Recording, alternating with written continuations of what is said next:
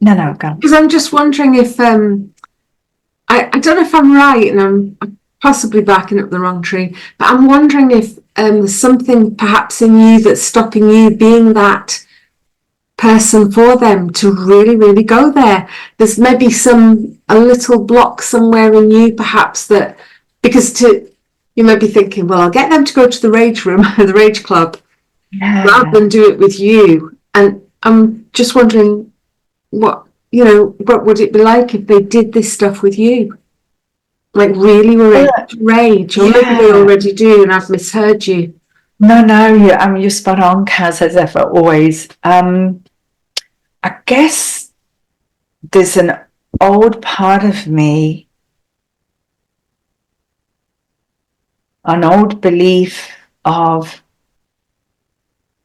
because for me, the rage to start with was really scary. Of course, and it was exhausting. Mm-hmm. That I feel like I could hold it because we were raging with each other, like, and knowing it wasn't ours and protecting ourselves and all the rest of it. I guess there's an old part of me that's like, I don't feel qualified enough, or I might not hurt them exactly, but I don't know. That's a really good question. I don't, because I can do that. I mean, the rage we went and experienced and, with another, I believe it's sacred work. Yeah. That's a really good question.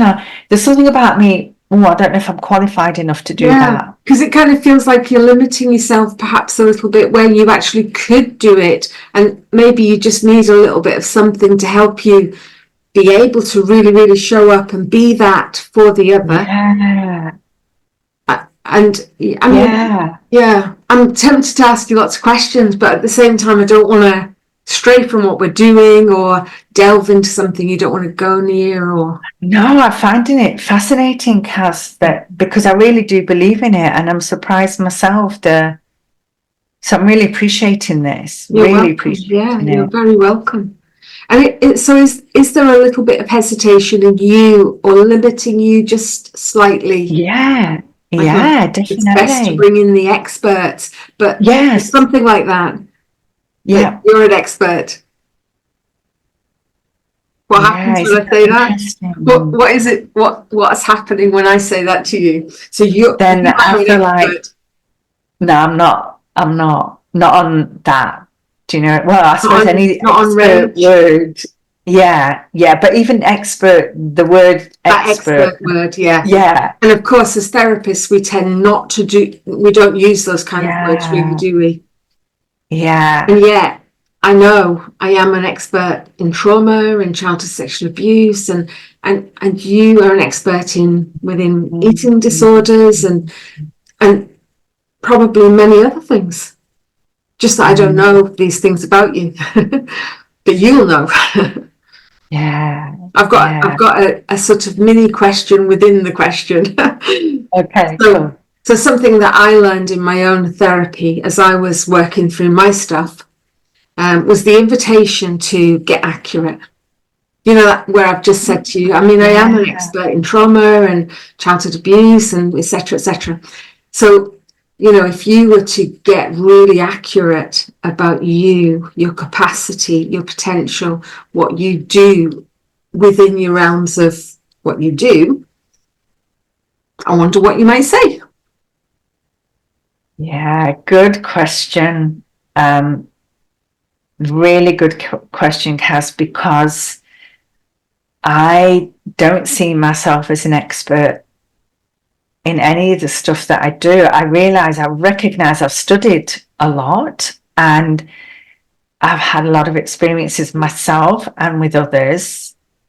I recognize I gather a lot of wisdom from others. It's not all mine.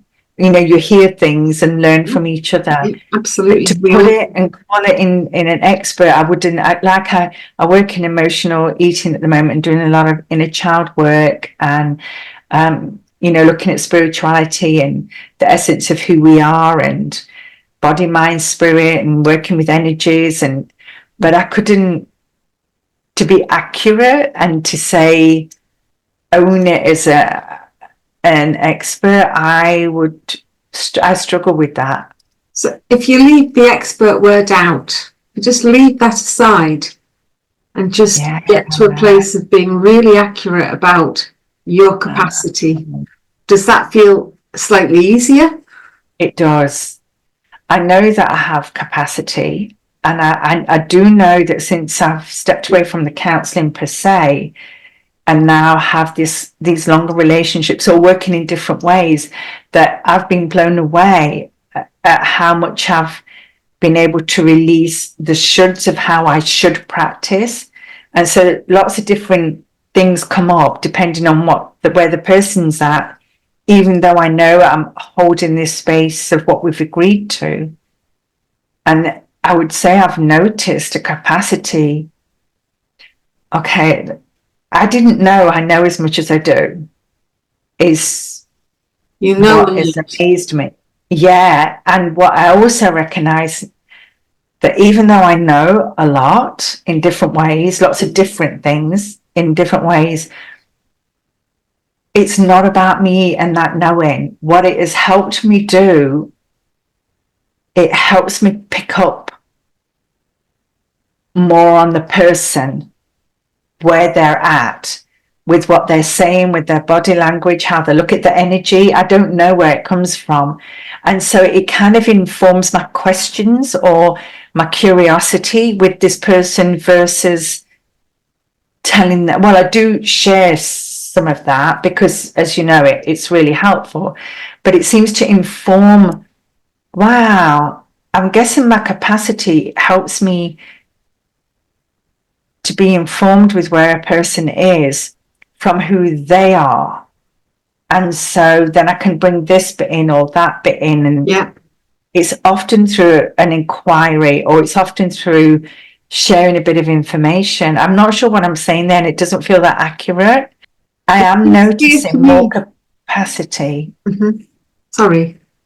No, that's it. Well, it just feels like you're saying it's a sort of almost like a cycling process between you and whoever you're with.